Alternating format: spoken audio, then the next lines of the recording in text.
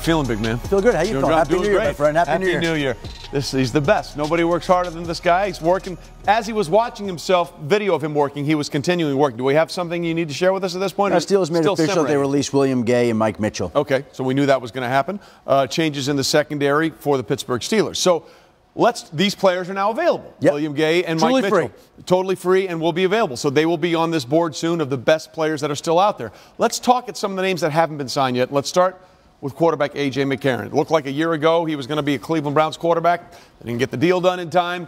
He stayed there in Cincinnati. He is now still available. What's the market like for A.J. McCarron? Listen, Trey, we've got a situation where I think a lot of people are surprised that he's the last of these top-shelf quarterbacks still on the board. And the fact that he has not found a new home yet would tell you that he's going to have to pick out the absolute right situation. Might not be at the price he wants, might not be the place he wants, but there's no rush to get a deal done right now because there's no obvious starting job, maybe outside Buffalo. Right. And Buffalo still wants to take its time and review A.J. McCarron's game tape and its quarterback situation. Again, Buffalo has the 12th pick in the draft. They have the ammunition to move up, and right now you're looking at Nathan Peterman being the starting quarterback, so he may be a guy they want to bring in just to make sure they have some depth there, but again, that'll play out a little bit. As we go to wide receivers, Jordy Nelson, really surprised on some level that he was let go by the Green Bay Packers, but there's a lot of activity and a lot of interest in him. He is in the Oakland Raiders building right now as we speak, visiting with Raiders officials, the Packer connections. They're run deep. Remember, Reggie McKenzie, the Raiders GM, was in Green Bay. John Gruden, a Jordy Nelson fan.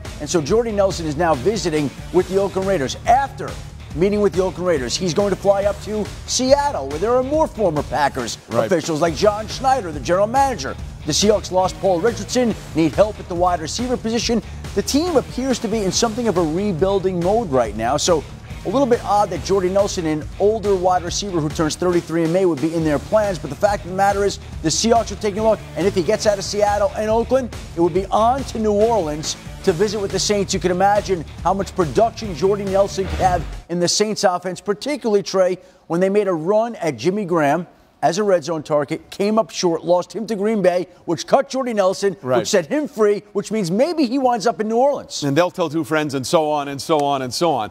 Defensive tackle, this is an interesting position. There's a lot of depth here for a lot of players that people know and have played well, starting with Ndamukong Suh. There's a slow-moving market here. Look, Ndamukong Suh is being released today from the Miami Dolphins. He will hit the open market.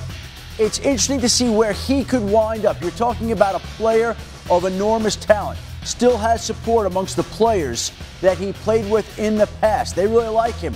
Again, I go back to all the defensive tackles that are out there right now, Trey.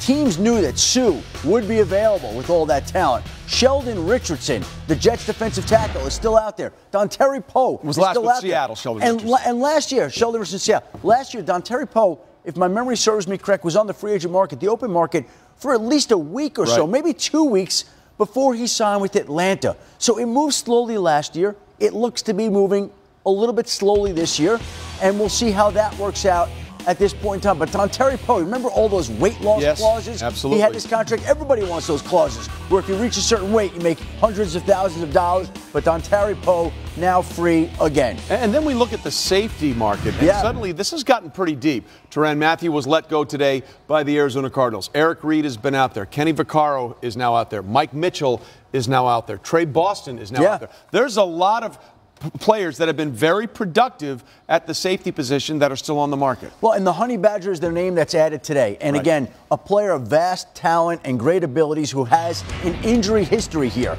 And so that's one I think that becomes very interesting because now teams will reset their boards. And we know that there are LSU players littered throughout the NFL. Yes, there are. They're going to be lobbying their front offices to go sign the Honey Badger. You don't think Odell Beckham Jr. will tell the Giants, hey, bring in this guy.